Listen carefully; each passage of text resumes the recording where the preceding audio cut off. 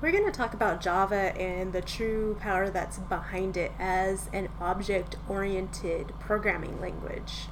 When we talk about object-oriented programming, we talk about the ability to create new data types. And we do that by creating new classes. So basically everything in Java is a class. So as we've seen in BlueJ, we always create new classes. And we've got really kind of two different kinds of classes. We've got our drivers or our client code, which basically does work. And then we've got other types of classes which we can actually create objects from. And that's what I mean when I say that with Java or any other object-oriented program, you can create new data types. So when you think about those types of classes, we think of different classifications of things that exist in your mind or in the real world. So you can see down here, this represents cats, and we can think of cat as a class of some sort of entity or object that has different properties in common. So for example, you can kind of see, they all have a color. They vary, the values vary, but they all have a common property of maybe fur color. Maybe we can also define them in terms of if they have a tail or not. Maybe some cats don't have tails. They all vary in terms of a name. Each cat has a name. And then they also share, in addition to properties, they share common functionality. They all sleep, they eat, they play.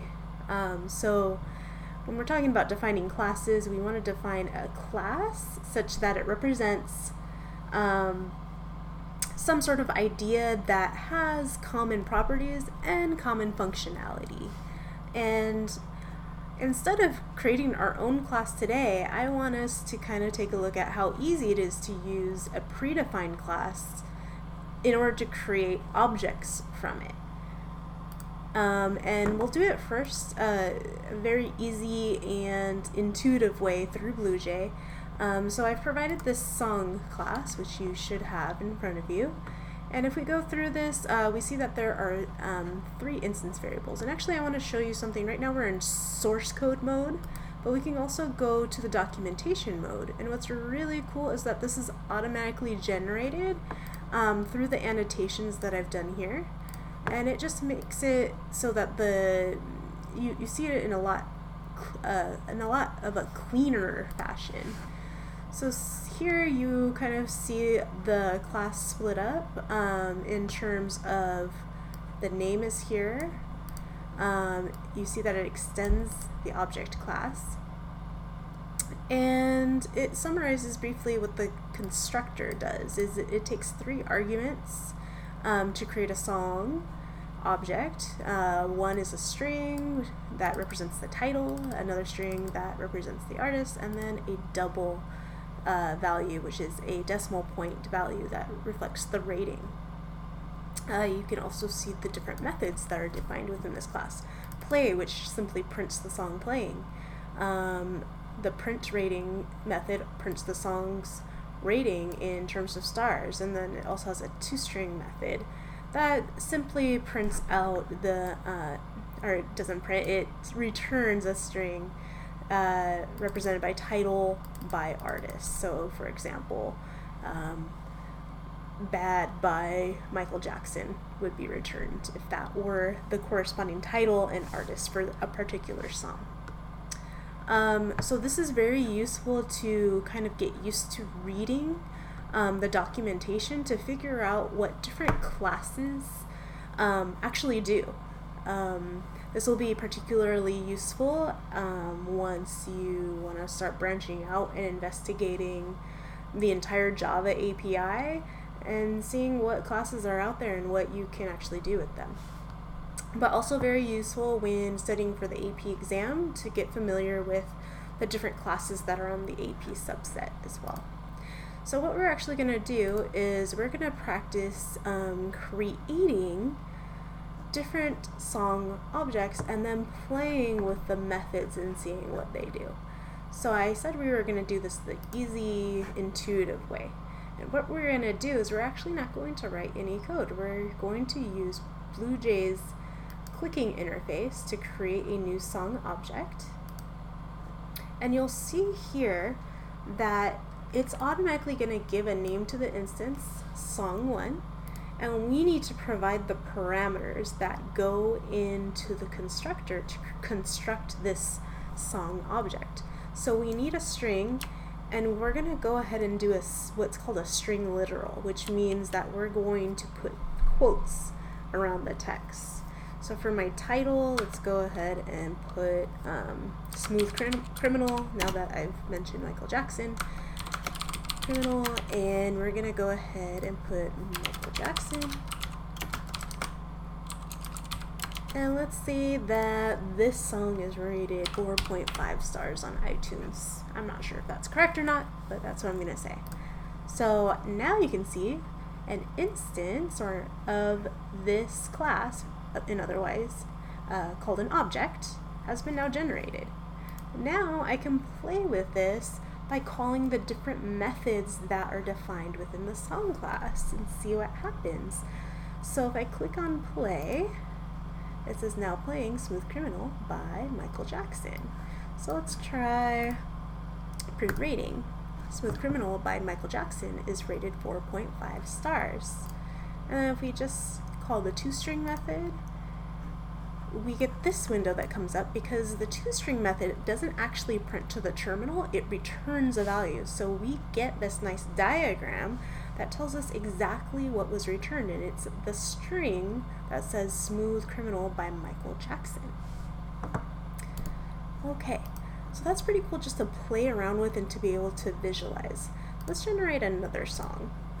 So notice now it's going to name this next one Song 2. Let's see, so for my second song, I'm going to call this Song 2 by Blur.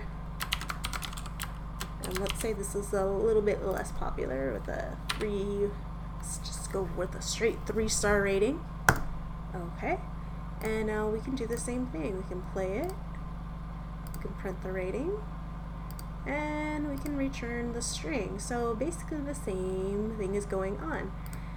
And we can look at the code to see exactly what's happening here. So let's take a look at what the code for play is. It looks like it's just a print statement that's going to print the string literal now playing with a space, and then it's going to concatenate this, which it's not in quotes, so this is not a string, it's not a string literal. This is actually a nice little keyword. This basically represents the object calling the method. So in this case, it's actually either song 1 or song 2, the object that's getting printed out.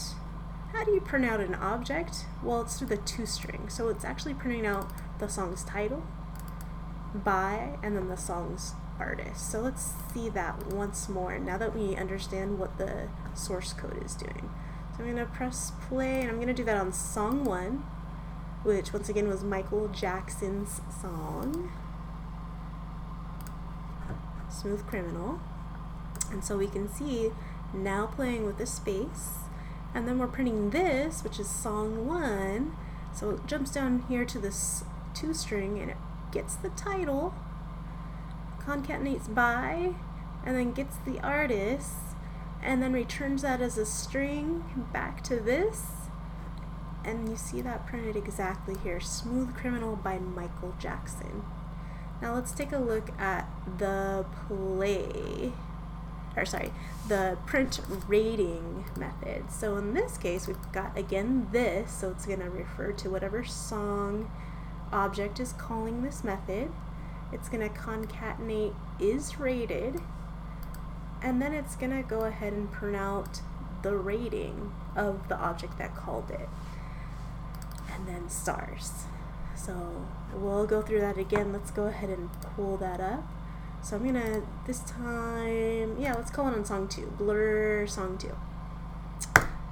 Okay, so now we got song 2 by Blur. So where does that come from? That comes from this. Remember, this refers to the object that called this method. So song2, it means that we're now going to get this string that gets returned, which again is just the title, song2, concatenated with by, and then concatenated with the artist, which is Blur. And that all gets fed into this. Then we're going to concatenate a space is rated space, so you see that space is rated space, and then we're going to get the rating of this object. Okay, so it's literally going to look at the rating instance variable of song2. And remember, if we can see this, the rating is 3.0, 3 stars. So it's going to print out 3.0, and then we're going to concatenate stars, which is why we see stars here. Pretty cool. So hopefully that helps you kind of understand what is going on in this source code by not even writing your own code, just kind of exploring and playing with this class. You can also look at the song driver here, where I've done basically the same thing, but instead I've written out the code. I've created my own song object. I named it S1. I fed it in a title, Freeze Pop Forever. Freeze Pop as the artist, and then a rating of 4.5. I play it by calling the play method on the actual object, s1.play, and then I call print rating on S1 again. So that should print out the rating. So we'll do it this way now. Make sure this is compiled. So now I'm going to go ahead and notice how those old objects got lost because this was just play data. It goes away as soon as you compile. So anything that you want to keep, you should really write the code for right here. So we're going to go ahead and just run the main method, which is going to do all of these instructions in here.